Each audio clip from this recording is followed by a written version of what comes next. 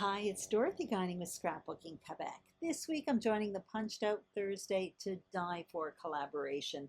We share ideas every Thursday on what to do with your punches and your dies. I will put links to all the other participants below, so be sure to check out their channels for more tool inspiration.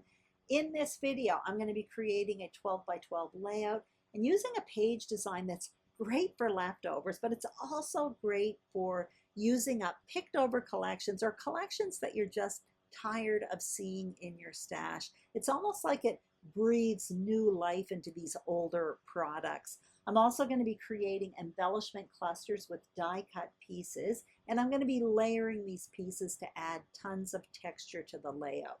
Here is the paper I'm going to be using. I have leftovers from the Simple Stories Simple Vintage Coastal Collection. And this collection meets every one of the points that I just listed. I've had it for a few years. It's picked over. I'm tired of seeing it. And I'm really thrilled to be using it in a way that I love.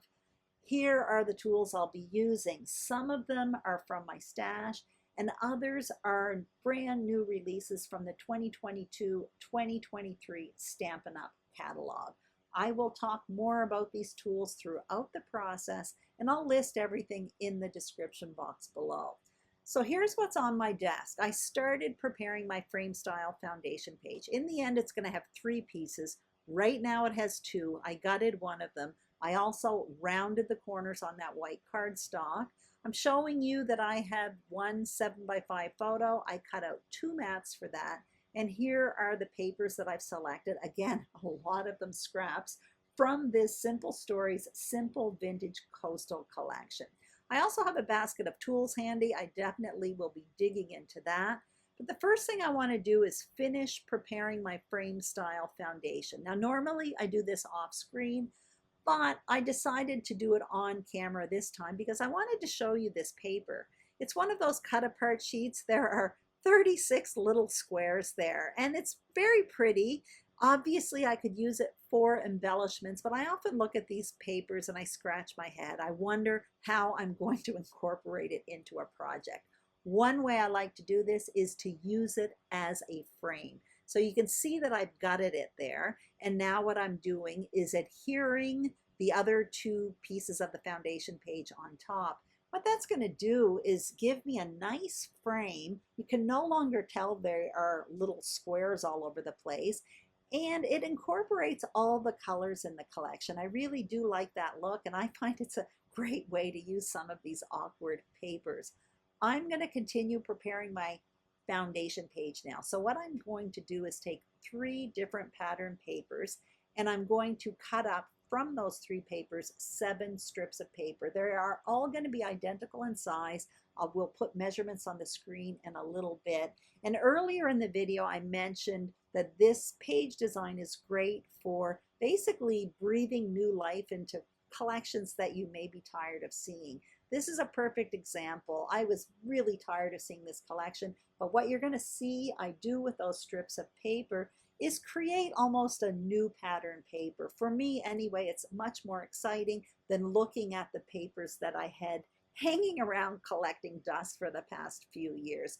Also, what you saw me do there was cut out a piece of graph paper. Again, that was from another Simple Stories collection. That's going to be my journaling box. So you can see I set up my strips of paper, how I will adhere them a bit later on.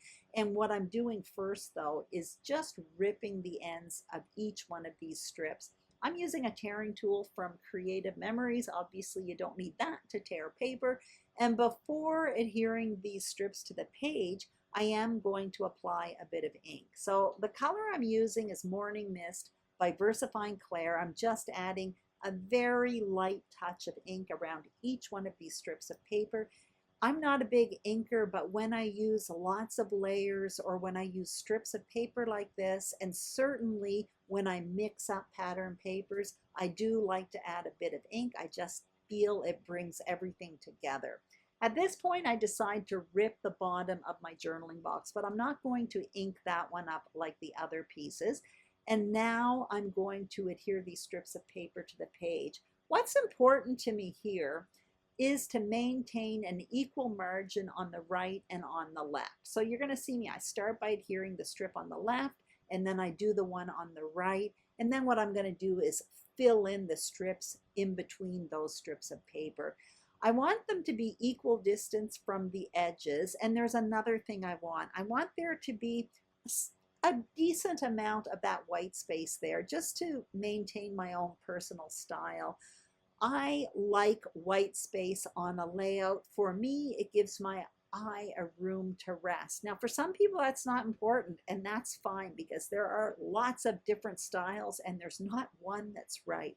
But for me, I do know I need that white space. So that's why I wanted to make sure I had a decent amount of white space on each side. So all of that's adhered down. I basically staggered them up and down. I am going to keep the photo and the journaling box separate right now. What I'm going to do at this point is create a title. So my title is going to be Beach Fun. I'm going to cut it out in 2 different fonts, and I'm starting with this larger one here for the word beach. And those alpha dies are from Pinkfresh Studio. The collection is called Adore. And what I did was I cut myself out a piece of paper just big enough to cut out the word beach because I don't want to waste paper. And what I also did was cut myself out a piece of foam adhesive. That is from the Scrapbook.com. It's just their house brand. I've been working with it all month. I really quite like it. And I backed my paper with that foam adhesive. So what I'm going to do is run this through my Big Shot with my dies. And what I'm going to be creating here are dimensional foam alphas. And I'm absolutely thrilled. They cut out really, really well. That's what I'm showing you right now. I'm going to peel them off. I'm going to put them on a piece of wax paper, and that way I can play around with placement. So that's what you see me doing right now, and then I will cut out that wax paper. But for the second word, fun, in a moment, you're going to see me show you another set of dies. These dies are going to be much smaller. They are once again from the Scrapbook.com. It's one of their house brands. And what I will do with that is back that paper with another adhesive. So right now I have beach there. It's dimensional. I'm really happy with that. And now what I'm going to do is show you this other adhesive. It's called Tape Sheets by Be Creative. And basically, once again, I'm going to cut myself out a piece of paper just big enough for the word fun. And then I will cut myself out a piece of adhesive just big enough for that piece of paper. Basically, I don't want to waste any of the adhesive. That's why I'm being very, very careful here. So I'm going to back that paper, and I'm going to do the very same thing. I'm not going to make you watch all of that. I'm going to run this through my die cutting machine with those smaller alphas, but these ones are going to be flat. I want the 2 words to be different, so that's why I'm doing this. I'm just showing you that with these smaller ones, I did have to use a little poker tool to get out the letters, but it did come out nicely. It cut nicely anyway. So now I have my page set up. I've got my journaling box. I've got my title and my photo. Now what I want to do is go through some dies with you. And I slowed this down quite a bit because the part where I actually use these dies, I did not actually film it by accident. So these are 2 brand new die sets by Stampin' Up. The first one I'm showing you here is called Chic dies. It actually comes with a stamp set, but I'm not going to use the stamp set today. But what it does is it covers all the seasons. So I'm going to be using seashells and this larger piece there that is almost like a netting. However, there are leaves in there are snowflakes, there are flowers. So it's a really fun die set. And this is another one, brand new to Stampin' Up. It's called Delicate Edges dies. So it's all of these long dies. And the one I'm going to be using almost looks like sea grass or something like that. So that's what I end up doing in a bunch of the leftover scraps of paper from this collection. And I cut them out in a lot of pale, subtle colors. And they're really fun to actually layer up. Sorry about having no die cutting on this video at this point. It's just that I thought I filmed and it wasn't there. Anyway, I am showing you the pieces that I did cut out. So there are those little netting pieces. You can see that I have those long strips of leaves there. I have seashells that come in 2 pieces and then smaller seashells. I would like to point out that with my Big Shot, I used my magnetic platform and I did add a thin plastic shim in there because there are some detailed pieces, but I did not use a precision plate. Now what I'm doing is taking these pieces and building 2 embellishment clusters. The main one is going to be in the bottom right around the journaling box and the title, and there will be a repetition of that, a smaller one in the top left.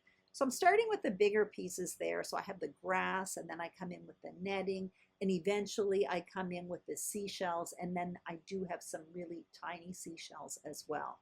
I do the same thing at the very top. At the very top, I kind of play around with the grass pieces, and I hesitate a lot. You'll see at the very end, there's a small bit of that grass in the top left, but not much at all.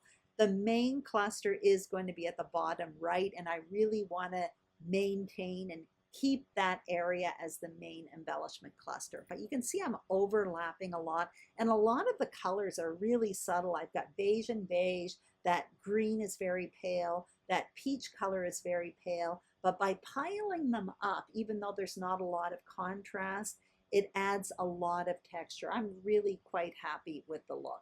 So at this point here, I start to adhere my pieces to the page. And I'm starting with the pieces that go underneath the photo and the journaling mat. So basically those long pieces of grass and those netting. And the adhesive I'm using, that yellow adhesive, it's called Sticky Specks by Ecstasy Crafts. It's great for adhering detailed pieces. Basically, you lay a detailed die cut on top of the yellow paper, it picks up the adhesive, and then you adhere it to your page. So when I got the leaves down as well as the netting down, now I adhered the journaling box along with my photo. My photo, by the way, I did back it with 2 extra layers of cardstock just to pop it up a bit. I didn't want it popped up as much as the alphas, but I wanted it popped up a little bit. So scrap cardstock I find is a great way of doing that. You can see for some of the seashells I'm adhering pieces together. Some of them I have beige underneath, others it's got that peachy color underneath. So there's like a detailed piece that goes on top of another piece for the bigger seashells. And you'll also see that I have smaller seashells. I'll tuck those in a little bit later on. So I am continuing with those seashells there at the bottom, but one of them I don't adhere quite yet. I'm going to adhere my title down first because I'm going to have one of the seashells kind of overlap my title in a little bit. These are pretty easy to adhere down. I'm quite thrilled that the adhesive is all there. On top of that, I put it on graph paper, so there were lines on it. It was easy to kind of line everything up. I adhered that third seashell, the third big seashell at the bottom, overlapping the H in beach with a bit of foam adhesive. Now I'm working on that cluster in the top left. I'm keeping it pretty subtle at this point, but I do eventually come in and add some more pieces to it. So I'm getting a few more dies out here. I'm showing you, there was one, there are like tabs. Those are from the scrapbook.com. And I have another old die set from Stampin' Up called Stitched Labels Framelits. And in that one, there's this little tiny stitched heart die that I absolutely love. So I'm cutting out that tab along with that little heart piece with my Big Shot. And you're going to see in a moment, I end up tucking it up in the top left corner. So I'm just adding a little bit more embellishing up there without making that cluster way too big. Also in that tab, there's like this little window in front of it. I put white cardstock behind that. That way, I don't know, my little peach heart would stand out a little bit better. And that peach heart, I actually popped it up on foam adhesive. Now what you see me doing is just ruffling up those torn edges at the bottom with my fingernail to add a bit more texture. And now I have these, they're actually snowflakes. They are self-adhesive, almost like sequin snowflakes, an older product from Stampin' Up. And I'm just incorporating those within those leaves to create a little bit of bling in there. And I actually add a few more in the top left corner as well. So that is it Off camera, all I ended up doing was my journaling. You can see in the top left, I did add a few little leaves, but not too many. And that's it. Basically, I hope you enjoyed this video. If you did, I'd greatly appreciate a thumbs up.